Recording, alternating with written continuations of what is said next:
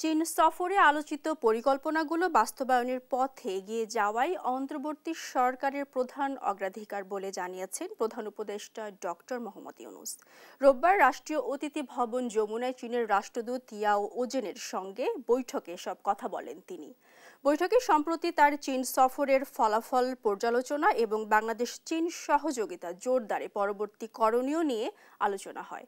অবকাঠামো, বাণিজ্য, স্বাস্থ্যসেবা, শিক্ষা ও সংস্কৃতি সহ বিভিন্ন খাতে আলোচনা থেকে বাস্তব প্রকল্পে রূপান্তরের দৃঢ় অঙ্গীকার ব্যক্ত করেন দুদেশ। বৈঠকে বাংলাদেশ 1000 শয্যার হাসপাতাল নির্মাণ, চট্টগ্রামে একটি বিশেষায়িত বার্ন ইউনিট স্থাপনে চলমান সহায়তা, কুনমিং চট্টগ্রাম সরকারি ফ্লাইট চালু এবং বাংলাদেশি রোগীদের জন্য ভিসা সহজকরণ নিয়ে কথা বলেন চীন রাষ্ট্রদূত। আলোচনায় রেল ইঞ্জিন খাতে চীনের বিনিয়োগ বাড়ানো, বাংলাদেশ থেকে চীনে আম, কাঁঠাল রপ্তানি সহ নানা বিষয় উঠে আসে।